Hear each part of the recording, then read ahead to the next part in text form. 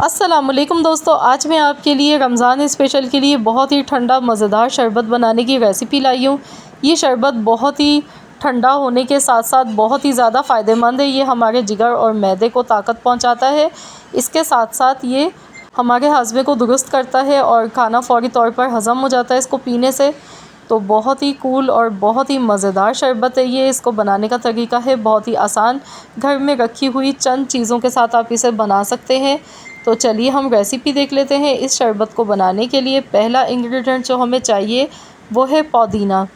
पुदीना हमने यहाँ पर लिया है, पुदीने के पत्ते लिए, इनको अच्छी तरह से वॉश कर लिया है। पुदीने का इस्तेमाल वैसे भी गर्मी के मौसम में ज़्यादा से ज़्यादा करना चाहिए।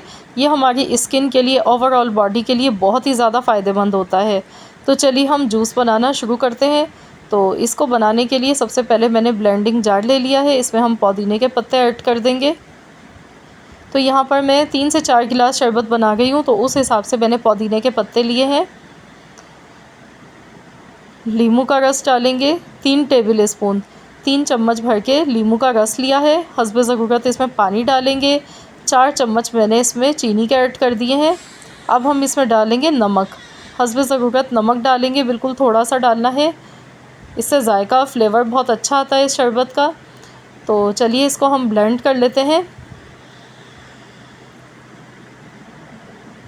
इसको अच्छी तरह से ब्लेंड कर लेना है।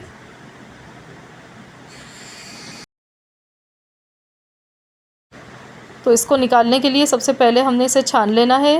मैंने एक छलनी ली है, इसमें मैंने इसको छान गई हूँ।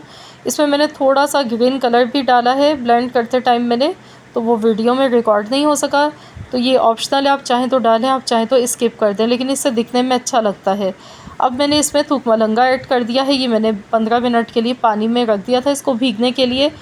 गर्मी के मौसम के लिए ये बहुत ही ज़्यादा फ़ायदेमंद होता है। इसका इस्तेमाल ज़रूर करना चाहिए। आप चाहे कोई सा भी शरबत बनाएं, अगर आप उसमें थूक मलंगा डालते हैं तो वो बहुत ही ज़्यादा ठंडा हो जाता है और हमारे जिगर और मैदे को ठंडक पहुंचाता है।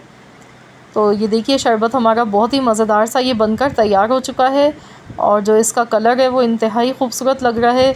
तो ज़रूर आप लोग भी बनाएं, इस तरह आइस क्यूब्स इसमें डालें, खूब अच्छा सा इसको चिल्ड कर लें और इसको रोज़ाना आप अफ्तार में पिएँ तो इंशाअल्लाह ताला आपको बहुत ज़्यादा इसका फ़ायदा होगा।